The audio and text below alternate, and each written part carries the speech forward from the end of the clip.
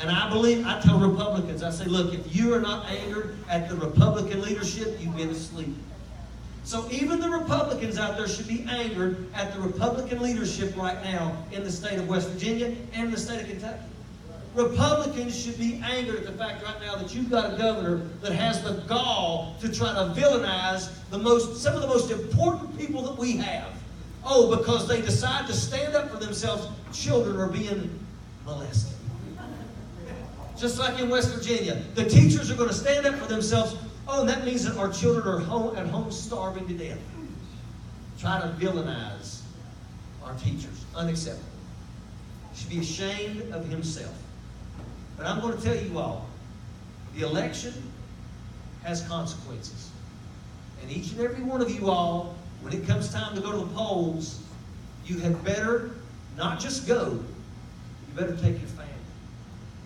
For each and every one of you in here, pick a delegate. If you're in Kathy's area, donate $5 to her. Everybody that you know in her area, donate $5 to her. You need to adopt Kathy.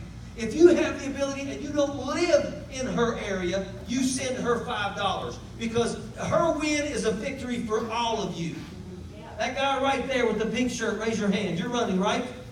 Adopt that guy. Adopt him. Send him $5. Who else is running? Who else is running? Adopt this right back there. Adopt this guy right here. Adopt him. Because let me tell you something. It's important. But if you don't have $5, then you go knock on 5 doors. And you convince 5 people to go cast their votes for her, for him, and for her. That's me. That's the way it gets done. We're going to take back these states. Yes, we are. And when we do, the leadership that will now take over understand the consequences of what happens when you lose. We in West Virginia had control for 80 plus years. We lost control. And in 3 years, they have ripped our state apart. They have done everything to destroy our unions. They have made areas literally the walking dead. And we know how bad it is, but make no mistake about it. We have all come together and we've made that promise with ourselves.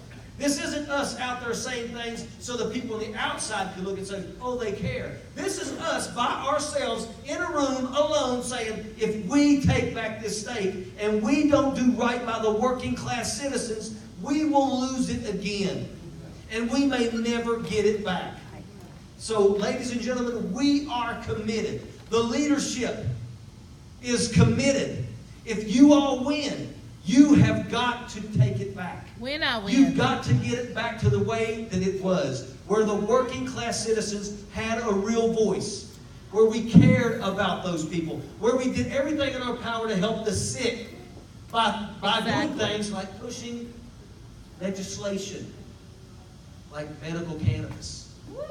Because guess what, ladies and gentlemen? States that have accepted medical cannabis have saw a 24% decrease in opioid abuse.